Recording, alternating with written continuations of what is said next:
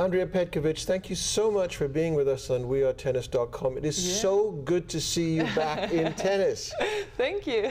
How was the time away? I mean, coping with the injuries. Just recap. It was a stress fracture, wasn't it? Mm-hmm. It happened around the Australian Open time. Yes. Tell us about it. What happened? Well, it started off I was feeling fine in my off-season preparation. I was feeling fine. And then when I came to Australia, I felt like I couldn't move anymore. Strangely, I remember the match I lost to Kanepi, and she was hitting so hard, and I saw the balls, but they were going, and I thought I can get there, and I was always a step late. And I didn't really understand what was happening. So the back pain came, and it got worse and worse each day. I couldn't practice the way I wanted to anymore. And when I made the MRI, it was a stress fracture in my sacrum. So I was out for 3.5 months there. And when I came back in my first comeback tournament in Stuttgart, in front of my home crowd, I twisted my ankle and I basically broke everything that there was. And I had to have surgery, so I was out for another 3.5 months. So all in all, if we take it down to what it is, I was out for like over 8 months this year, which was really tough for me. Yeah. Pretty tragic. So there was no truth in the rumor that you were auditioning for a part on ER? No, I was trying to get a rock band into life and be a punk drummer, but unfortunately I suck in everything else that I do except tennis.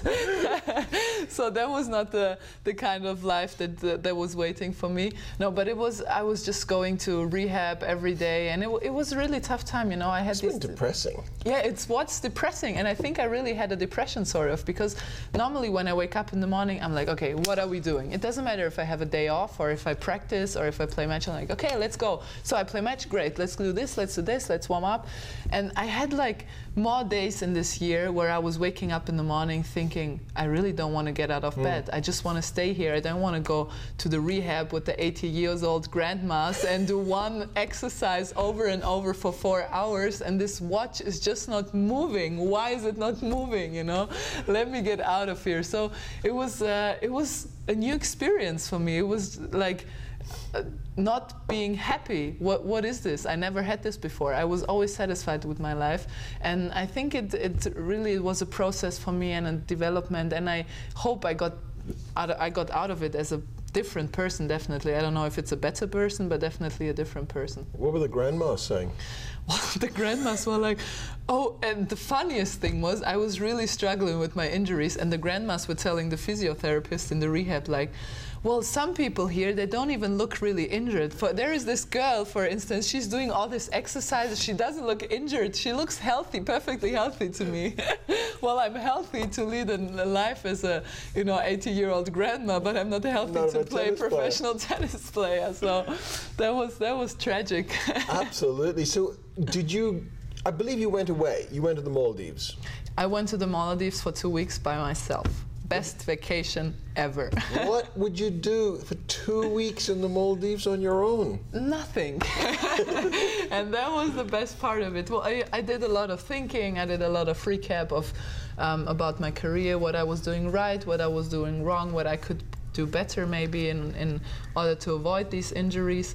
And it was a great time. I was just getting my head back on track and just trying to become more positive, and that also gave me a big energy boost, I would say. Do you think in one sense, Andrea, that you're a little bit of an inspiration to other people? And why I ask that is because in Cincinnati, Angelique Kerber was making a lot of reference to you. Oh yeah. And she says you were just the fittest player around. You'd have drills and you would beat her every single time. You'd have workouts, you'd beat her every single time.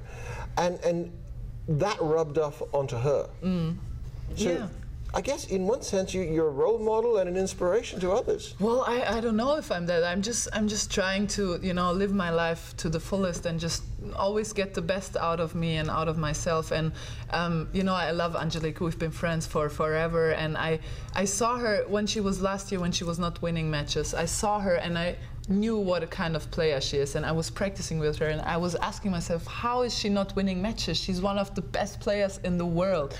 And so I went to her in Wimbledon and I told her, Angie, you are coming to my house, you're going to stay with me 6 weeks, we're going to practice together, and I tell you, you're going to be fine, you're going to be killing everybody. And that's what she did. And I think, you know, I was doing the drills, and Angie is the type of person that doesn't really want to run, you know, but if somebody screams at her, then she's the best runner in the world. And so what I basically did, I ran my drills, and then when I was like, go Angie, go, go, go, go, go, let's go. And she was looking, okay, I'm gonna run. But that was incredible for both of us, because she's so talented, and she was beating me in tennis and I was beating her in fitness. So we were just pulling each other in these categories and just trying to get better and better. And I also was an unbelievable much better player in the off season. Unfortunately, I got injured, but everything that we did together was just so great for us. I tell you, you'd scare me if you were my trainer. Yeah, I'm not going to be a trainer, hopefully, because no kids in Germany would play tennis anymore, I guess. So I know before all the injuries and all that, and last year you said the Petko dance is gone. It's over and done with. Yes. Have you come up with anything else since? Well, I haven't. And the last thing that I agreed with myself to do, I'm just gonna do it if I really feel like it, you know, because the problem with the Petko dance was not the Petko dance itself, it was just the thing that I felt obliged of doing it. So after matches, I felt I played bad, or I wasn't in the mood of doing it, and then I saw the kids who were like, oh, we want to see the Petko, and then I did it. And that's not really what it was about. Yeah. It was more about, like Serena danced in Olympic Games. She was like, I'm so happy, what should I do with my life? I'm gonna dance. Yeah. And that's what it's supposed to be. It should be just instinct, it should happen. Exactly, yeah. It should just happen, and it should just be something that comes out. There shouldn't be anything interpreted by anybody, it's just a thing that happens, and it's a sign of happiness, that's all. And it got a little bit out of control by the end, because I just did it because people wanted to see. And so that's what I swore to myself, and let's hope I stick to it.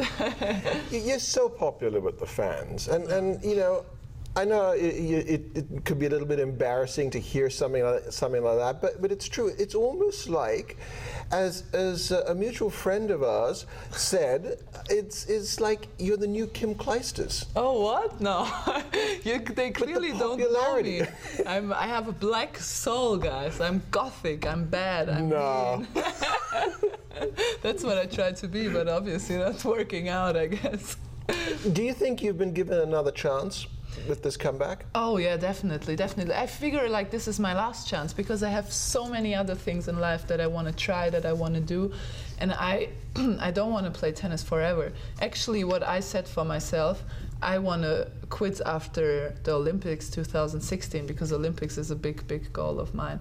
So I feel like this is the last 3 or 4 years of my career where I really want to get everything out of myself, be more careful with my practicing schedule, try to avoid injuries, and just, you know, put everything, all my emotions, all my energy, all my soul, put it into it and see what comes out of it.